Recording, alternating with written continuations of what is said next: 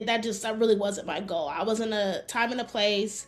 It was 2016. I just lost my mom, and I was moving to a new city, originally from Portland, Oregon. I moved to Houston, Texas for school, and I really wanted to create a organization, really a student group. I'm not even going to say as big as an organization, because it really was a focus on creating a student group on campus just for women to be able to get together. And that was my main focus, just for us to come together, talk about, women in leadership, barrier. There was no big goal there other than to get us together and to have that community and connection. That was like number one for me. What it is today is quite incredible. Is it, girl? Quite incredible. Yeah, that's putting it mildly, sis. Yeah. Thank you. It shocks me still. I'm like, I don't know how we got here. Yeah, you blinked and now you're like, oh, yeah. I'm her. Yes. Yes, I. All right, we're live. Hey, everybody. Welcome to the Real Talk, Real Impact podcast. I'm your host, Dr. Marissa Robinson, and I'm joined here by Angela Frazier. Woo! My sister friend, my sister in the fight of public health and all things women empowerment. And I am so very excited to have her on the show. Let's give her a round of applause. Yes. So really quick, let me go ahead and introduce you because, girl, the bio is stacked. All right. So Angela Frazier is the founder and CEO of Sisters in Public Health, a national nonprofit she launched in 2017 to connect and uplift women in the field. Now, spanning 33 cities, period, and supporting students through scholarships, she holds a Master of Public Health from UT Health School of Public Health and has built a career at the intersection of community health, leadership, and advocacy. Angela also serves as a board member for Bradley Angle, where she founded emergency shelters for survivors of domestic violence, and as an adjunct professor at Prairie View A&M University, period, teaching mental health promotion. She's a nationally recognized leader. She was named a 40 Under 40 honoree by Black Health Connect. Ladies, gentlemen, siblings, and family, welcome my sister girl, Angela Frazier. Sis, how are you? How's it going? How we feeling today? Good. I've been excited to come hang with you. Yes, I'm so excited to have you. So let's go ahead and start off with your story because it is truly inspirational. And can you tell us and tell our audience and our viewers and maybe our listeners, how did you end up doing the work that you do today? Yes, well, I would take it back. For me, I originally was on the med school route. I was interested in being an anesthesiologist. All right, where we all, girl? Like, okay. Yes, I started off at Xavier University in Louisiana. Really enjoyed my first year there, but truly realized that that wasn't the path that I should be on. I ended up going to Portland State University in Portland, Oregon, where I'm originally from. And I ended up taking a global health course with Dr. Dawn Richardson. She's a Tulane grad, and I fell in love with public health. I fell in love with global health, aka I fell in love with public health. I ended up signing up to go to the Dominican Republic, really in the community, not on the beach, like in the neighborhood. Yeah, I get what you're putting down. Exactly. And volunteering, just giving back. And I just felt like global health was the path for me. That was my focus, doing AmeriCorps, all that. Like, that was like, I was looking into Peace Corps. That was like, shout out Peace Corps, shout out AmeriCorps. Come on. We do it for the people. We don't do it for the money because there is none. Anyway, moving along. That was my focus. But and then that was 2013, 2014. Then when I finished my bachelor's degree, and then when I was writing my personal statement, all of that was like on that path, getting ready to go to UT Health School of Public Health in Houston. Unfortunately, in April 2016, just a couple months before moving to Houston, I lost my mom to suicide, which changed my whole world of like what I was going to do in the public health realm. I switched completely to mental health, suicide prevention. Unfortunately, she was in an abusive relationship that last year, so domestic violence awareness. And my whole pathway just shifted. I didn't Wow. touch global health work once I got into my master's program. But if you read my personal statement, that's what it's on, is global health. So Mm-hmm. And look at her, y'all. Can we just say that sometimes the testimonies and the things that God puts us through, we have no idea why. And we may never know why, but the inspiration that you are to so many other people, to survivors, to advocates, to persons who are close to domestic violence, to those who have lost family members to suicide, your story and your testimony is so powerful, Angela. And I just want to give you a virtual hug and let you know that you truly are an inspiration for so many. And if nobody gives you your flowers, okay, I'm going to give them to you today, period. Yes, you are so welcome. And thank you for sharing that. And for our listeners and our viewers, it's important to know why we come to this work, because sometimes they only see the highlight reels, right? They only see the success. They only see the followers. They only see the impact that we're doing, and they don't know about the why, the tragedies, or maybe some of the really uncomfortable truths that we've had to deal with that we don't necessarily share with everybody. So thank you for sharing that. absolutely. So going into more of the public health realm for a second, and thinking about how often in public health we think about data and policy, but your work really sits at the intersection of wellness, mental health, grief, and self-care. Can you tell our audience, why do you think those of us doing public health work are so often expected to neglect our own well-being? Yeah, I think that's, I mean, it's public health, but I think it's so many fields. I think that oftentimes we are expected to meet like incredibly high demands and Mm, really push forward. And we have KPIs and goals and all these right? things to keep us like, on track and to meet the expectation, that I just think unfortunately our mental health is oftentimes sacrificed. Yeah. I would love to talk to the person that created this 40-hour work week, because it's not what it's We not. actually should throw it away. Like, let's enough. Between We the 40-hour like work week and the fact that we only get, Saturday and Sunday off, 48 hours like to regroup? I'm like, What? it's not, it's not, Math ain't math to me, sis. it's not it. It's not. Seriously.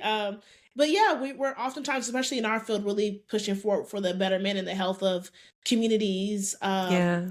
And so many people that oftentimes we find ourselves really struggling. And I have, fortunately, a lot of people in my support system who challenge me when they're like, it's looking like burnout over there. Like you're like, you're giving burnout. Mm-hmm. Like, Mm-hmm.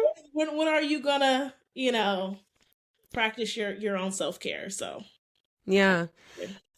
And as public health advocates, practitioners, if you will, when we wear so many hats, I think as much as it's a blessing and it's something that we really truly value, it can also be one of our biggest challenges, yeah. right? When you have so many hats, when you have so many areas of expertise that you can kind of pull from, and that many people in public health don't just have one job. Yeah. We may have one title officially, but we have a lot of different brands. We have a lot of different things that we maybe are doing at once. And sometimes it looks like we have it all together. We have it all figured out. Like, yeah, I got it. And it's like, no, but maybe my mental health it needs some work. Or maybe I need to really get back in the gym. Or maybe I need to clean up my diet, or just other things. And I said this the other day, but departments of health and places of healthcare are some of the unhealthiest work environments. When you think about how many people that work in the hospital or healthcare area and smoke cigarettes, Yeah. or Yeah. looking at the obesity rate or the lack of sleep, they literally say that if you don't get enough sleep, how it really messes with your cognition, your motor skills. It's almost like driving impaired. Yeah. if you will, from a Yeah. substance or alcohol. So like it's bad. So when Mhm. you combat that and compact that with mental health and dealing with maybe domestic violence or abuse or an unhealthy or toxic work environment, the Mhm. outcomes are really, really bad. So thank you for, bringing that to the light for our audience. Can you Mhm. talk a little bit more about your writing and your teaching and how all of those things have kind of shaped how you approach mental health conversations? Yeah. Um, so I guess two things with that I'll speak about is one is me and my adjunct role, and then also Mm-hmm. the fact that I authored a book, a kid's book about suicide. So that was one of my big goals always was to be an author. That was Mm-hmm. like from the beginning. Yes, I mean it literally was on my goal list year after year for like 5 years. And I just rolled it off. I'm like, okay. Yeah, yeah. You were finally like, all right now.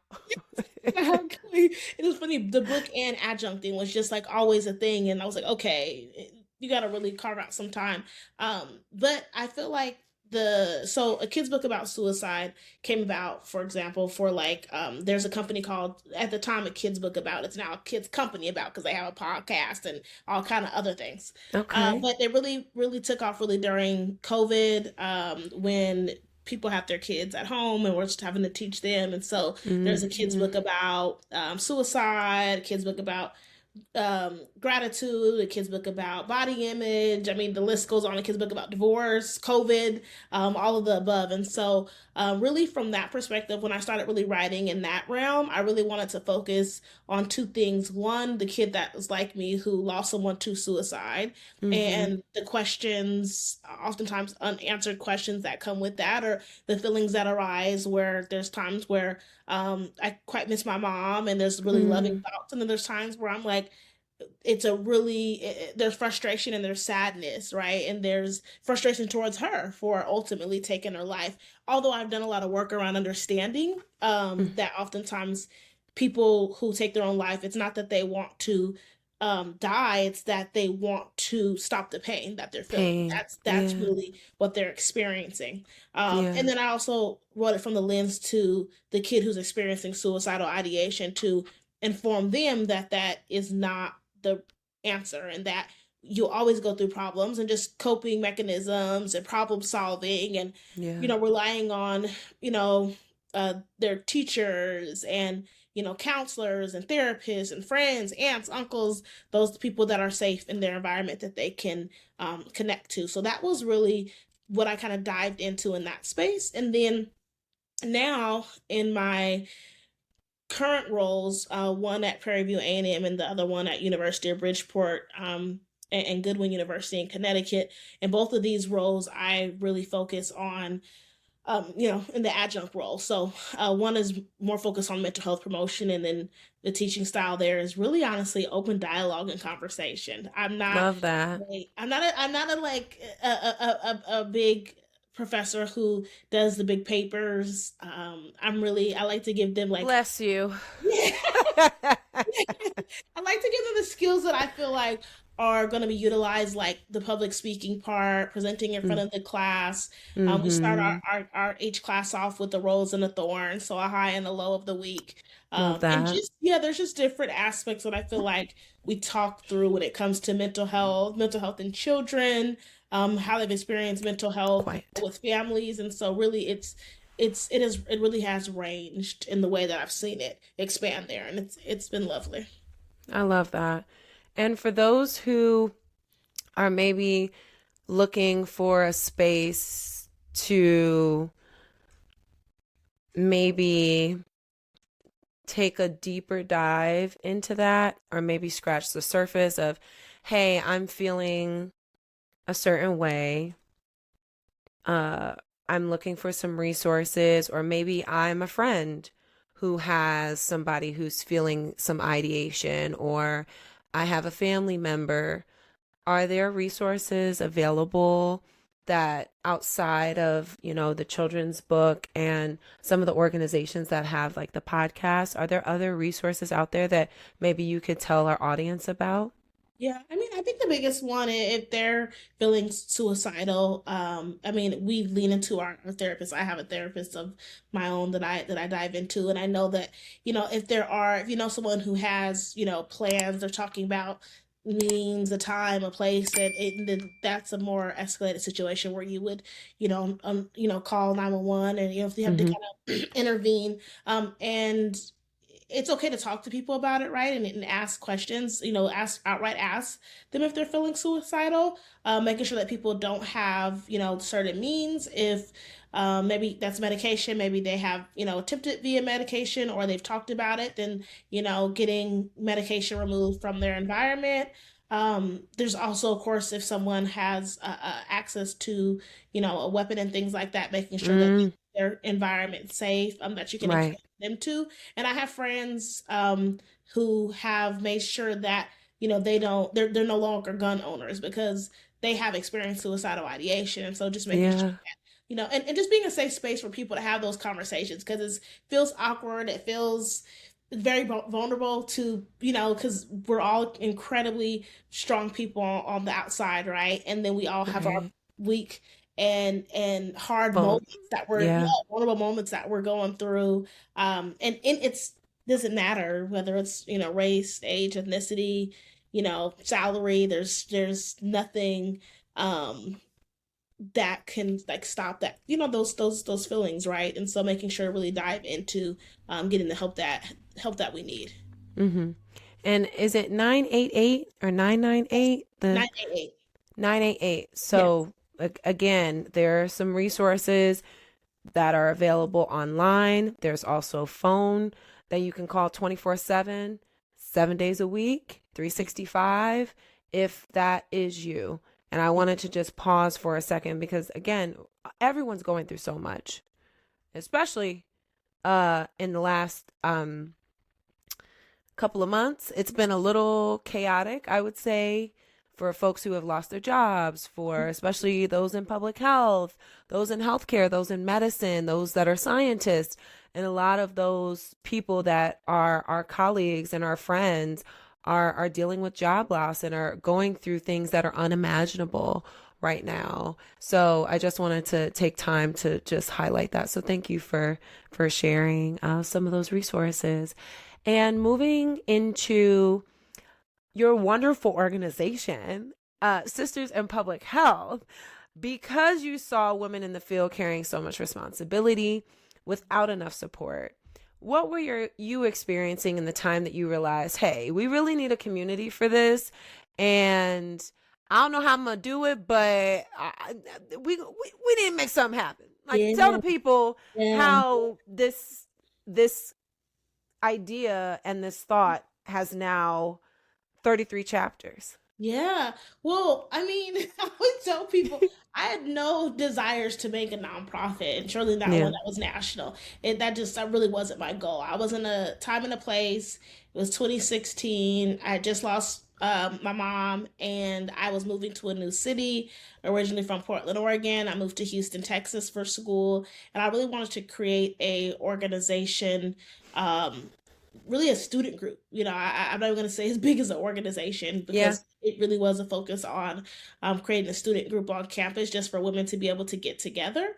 And that was my main focus, just for us to come together, um, talk about being a woman in leadership, barriers. Just there was there was no big goal there other than to get us together and to have that community and connection. That was like number one for me. What it is today is quite incredible. Is it, girl? Quite incredible. Yeah, that's putting it mildly, sis. Oh, thank you, thank you. It shocks me still. I'm like, I don't know how we got here. Yeah, you blinked and now you're like, oh, Yeah, yeah, I'm her. Yes, yes, I am. yes. And we're so proud of you. I Thank have to say, you. as a member of the community, to see you grow and Sisters of Public Health grow. There's so many women that are doing amazing work in the field of public health. And you've given not only space and a platform, but also a modality for women who don't know where to go, or who don't know how to get started, or who want to better themselves, who want to get, their Lean Six Sigma belts, or who want to pursue a PMP, or who want to get in positions of leadership. Like, you have given them not only a structure, but also a sisterhood. And I love that so very much. And if you don't know about Sisters in Public Health, I'm going to need you to go to Sisters in Public Health so you can learn a little bit more about the great work that Angela does and her amazing team. And you all continue to really push the envelope in terms of representation, visibility, and community. So I love all of the things that you all continue to do. And shout out to Sisters in Public Health. You're so welcome. And moving into, I think you've talked about the growth of Sisters in Public Health, but I would love to just have a moment for, if you can share with us, what do you think women in public health are searching for right now that traditional professional spaces aren't giving them? Community. I really think the sisterhood is like the secret sauce. I mean, Yeah. I really felt that all along. It doesn't matter where we're at in our levels of our career. I always find that there's so much friendship here. Like, there's Yeah. so much. I mean, someone just sent me just a nice little note the other day where she just got married with somebody in our Dallas chapter. And I mean, there was Oh, like 4 or 5 of the girls who went to her bachelorette party, and they all met through Sisters in Public Health, the Dallas chapter. And shut up. Come on. yes, like, I was like, can I come to the Right. campus? Y'all got a Mexican. I think I can pencil that in. Wait a minute.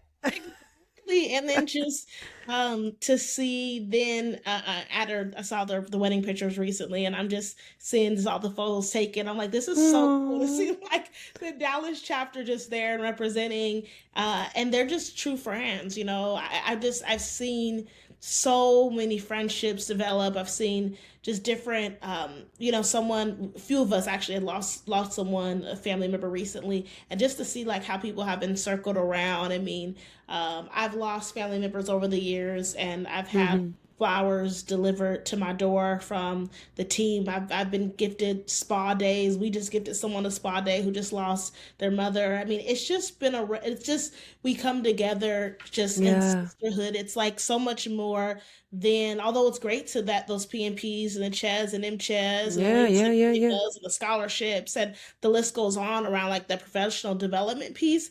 But I think there's something that we all strive to be a part of, and to like have that community. Right. And we're not new to sisterhood, right? Like, we know. Hello? By culture and by merit, Oh, in no. case you were wondering.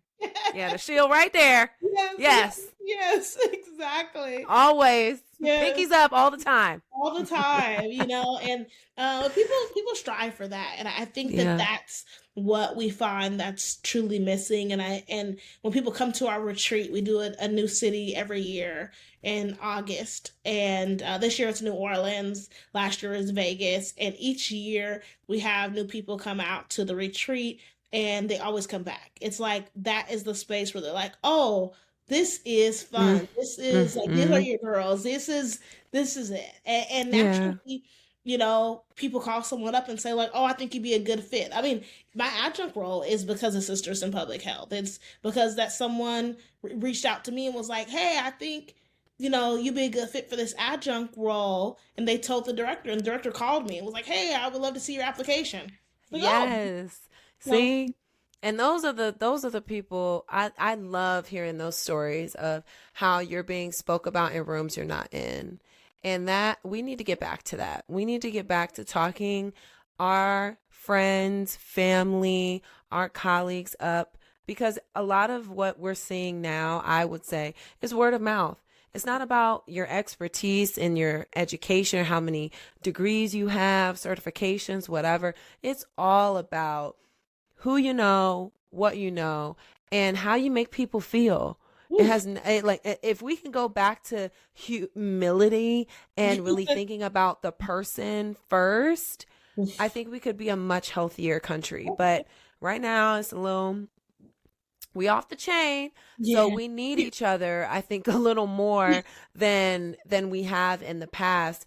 And that sisterhood and being able to lean on somebody who was a complete stranger before, potentially meeting them in Sisters in Public Health. And now it's almost like I can't imagine the world without that person, Yeah. right? Or going through the trenches of a master's, a doctoral program, a certification, a grant process, like all of those things without some of those key stakeholders that are your homegirls or the group chats that we have. And I love that. Thank you. Yeah. So as we get ready to wrap up, you also center Sisters in Public Health around mentorship, scholarship, and accessibility. What does equitable leadership actually look like to you? Yeah, thank you. That's a great question. We're really big at Sisters in Public Health is making sure people have a seat at the table. And one of the things that I really have enjoyed, and one of my favorite things to do, honestly, is getting people what they need for them to advance in their career. Like that is very Mm-hmm. much our mindset is like we are here to advance the next generation of women in public health. So Yeah. that does look like all of the things that we've kind of mentioned around and everyone's a little bit different. Like I have someone who's a little bit more focused on data, and Mm-hmm. so that's the certification that she's looking into. We have those who are more interested in process improvement, so that's the Lean Six Sigma, things like that, the CHES and MCHES, and so and then also just thinking about ways in which we can support. I mean, there's most recently in the fall, and currently we're working on our next series for it. But we did a 5-week series for signs of public health. So we had someone who was a member of the deaf community lead with the interpreter a public health sign language. So 5 weeks on a Saturday morning, and that was like a really Wow. really cool. Really really cool thing to see where it's just that kind of beginner sign language, and then specific to how could you be helping someone, kind of some public health lingo, and just things of that sort, and that was really really awesome to see. And so Mm-hmm. that was really given that person, because they were just starting in there and giving more kind of seminars and workshops for sign language, and as they're growing their platform, and then also hiring and employing someone who's a part of the deaf community. Like that was a big deal, and a lot of Love kind of kudos that. that we got around that, or making sure that we are looking at the different avenues, fields of public health, and making sure everyone has that seat at the table. Yeah. And I just want to hold space and remind our listeners and viewers that diversity, equity, inclusion, accountability, and belonging will and forever needs to be a priority. We should not strive for a monolith. We should strive to have different levels of all walks of life, because that reflects the people that we serve 9 times out of 10. And how can you center the thoughts, the beliefs, the things that make folks whole if the persons of lived experience are the closest to the problem or to whatever intervention you're trying to put in place? If they don't have a seat at the table or a voice, what are we doing? It's always baffling to me. So I love this thought of inclusivity. There's so much that you're doing that is trailblazing, and I hope that folks who are listening and viewing this will take heed and understand that you can still make a difference in making room for someone else, and it doesn't have to be crabs in a barrel. We don't have to be, oh my God, there's only one pot of money, or oh my gosh, you have a firm or you have a nonprofit. We can't all sit at the table together. There is room for everybody, and everybody has a niche, and there's nobody on this earth like you. And so take that and use that, because you are a unique individual. And especially if you're in public health, we're doing this usually not for ourselves. We're doing it because we are selfless, because we are almost sometimes invisible. And it's when something is an emergency. when Mm-hmm. there's an outbreak, hantavirus, Yeah. norovirus, if there is, something wrong, that's when all of a sudden people see us and the work that we do as important. But on those other days, sometimes we're an afterthought, and we got to get away from that. We got to get away from that. And I think you and I, we making some strides, and we making some waves in doing just that. So as we get ready to close here, this is my question that I always kind of end with. But where does public health show up in your work and even behind the scenes? Ooh, everywhere. God. Correct. Right. Yes, gosh, everywhere. I mean, for me, public health really shows up in supporting my mentees. That's Yeah. where it shows up for me the most. I'm in that age bracket now. Yeah, we the aunties, child. Like, oh my gosh, I remember when it was me sending the LinkedIn messages and looking Yeah. at yours, and so that's Doesn't it feel like it was yesterday, girl? Like you were just like, "Hi, I am interested." And it had nothing to do with followers, right? It had everything to do with maybe the title, the organization, maybe the trajectory. And Mm, now yeah, people reaching out to you and they're like, "Hi, I'm a student," or "I saw your post," and I'm yeah, flattered. I'm yeah, always flattered. But yeah, then I always think back similarly, like yeah, I remember when that was me. yeah. Oh Hmm. yes. Oh yes. Yeah, that's what it looks like now. And that's the exciting thing, hearing the updates and talking to someone about, they're really focused on getting an adjunct role, and then like we do a mock interview, or we're preparing for Hmm. that, or I'm looking at, personal statements or resumes, and then I get the update on they get it. They always we get what we put where we put energy. So Yeah. it's always nice to see that. That's most rewarding for me, and where my public health focus really seems to be. Yeah, I love that. And I want you to be able to share with our audience maybe ways that they can get in touch with you or see your work Mhm. and what you have up and coming.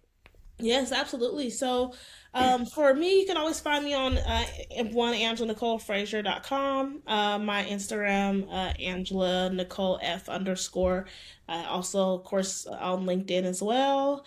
Same there. And the Sisters in Public Health is on Instagram at Sisters in Public Health underscore. And I mean LinkedIn. I'm LinkedIn, TikTok, all of the our Facebook group. So yes, there's a ton of places to find us.